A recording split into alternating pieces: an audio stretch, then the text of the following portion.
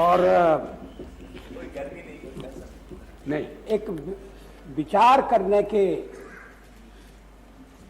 ढंग के रूप में सारा प्रश्न उपस्थित करने की कोशिश हुई है।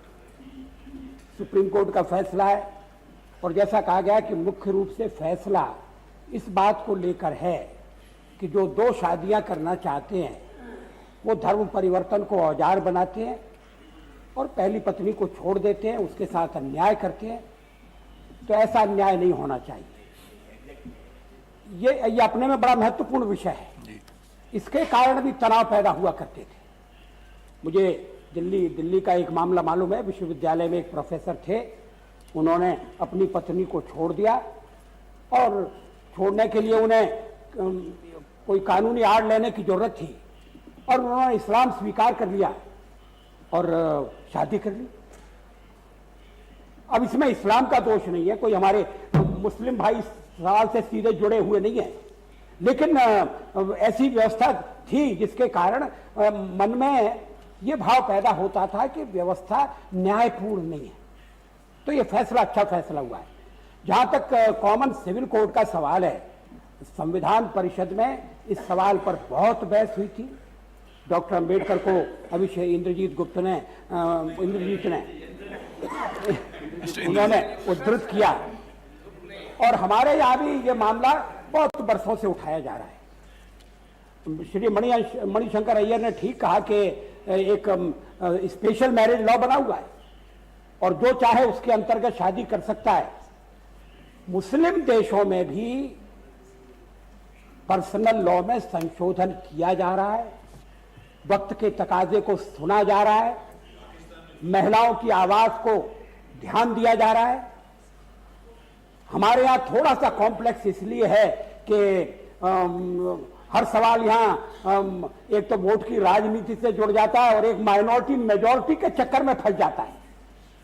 अब महिलाएं 50% हैं, उनके साथ न्याय होना चाहिए। मुस्लिम देश इस तरफ जा रहे हैं, हम अगर जाना चाहें तो किसी को आपत्ति नहीं होना चाहिए। लेकिन मैं उस सुझाव से सहमत नहीं हूं कि सऊदी अरेबिया का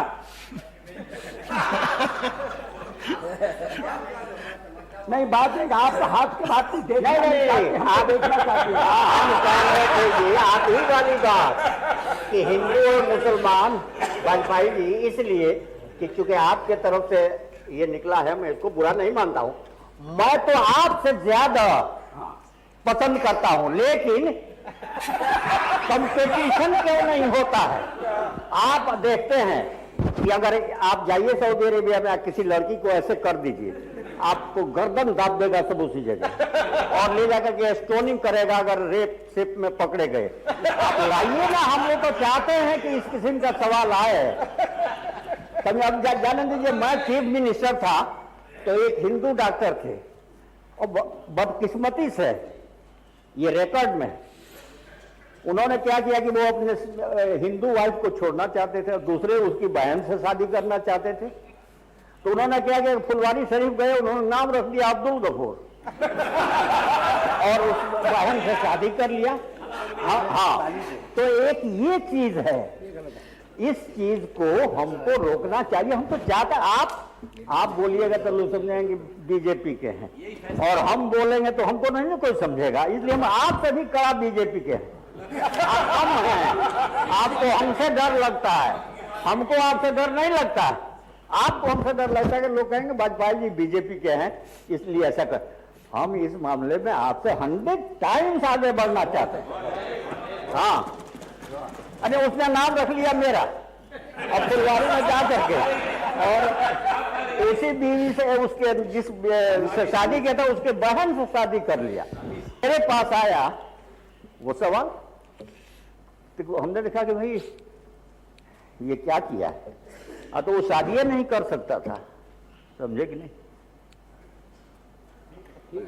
हमने उस रोज अपने जिंदगी में जानबूझ करके नहीं, लेकिन कर लिया कि शादी कर लिया है, हमने उसको कर दिया कि अब जाने दीजिए, मुसलमान हो गया, शादी कर लिया। लेकिन मेरी तबीयत नहीं मानती थी कि हम उसको हिंदू कैसे कन्वर्ट करके उसको सजा दें। वो तो बच गया, आप ही बताइए।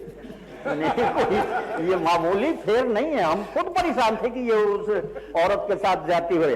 और शाबानों का जिक्र किया, कंट्री में बड़ा ये हो गया। शाबानों की उम्र शायद 60-70 साल की थी, 4-5 उसके लड़के थे। समझे नहीं, वो बुढ़ा वकील जो है उसको डाइवोर्स कर दिया। इससे कंट्री में कोई वावेला नहीं मचा। लड़का तो उसका लड़का ही है, लेकिन हम समझते हैं कि ये उसकी बड़ी ज्यादती थी कि 60 साल तक एक साथ रहे और बुढ़ापे में उनको शौक हुआ। ये सब चीज गलत है। मैं तो भाई इसे 10 कदम आगे बढ़ना चाहता हूँ। अध्यक्ष महोदय, मैं क्या कह रहा था मैं तो बिल्कुल भूल गया। हाँ, या 2 शादी का क्या सवाल नहीं है, एक भी शादी नहीं हुई है। अध्यक्ष महोदय, मुझे एक बात कहनी है, मिस्टर चार्ल्स यहाँ पर नहीं है। मिस्टर चार्ल्स ने आर्टिकल 370 का उल्लेख किया था। मैं उन्हें बताना चाहूंगा वो संविधान परिषद की कार्रवाई पढ़ें। Article 370 was introduced as a temporary article, temporary.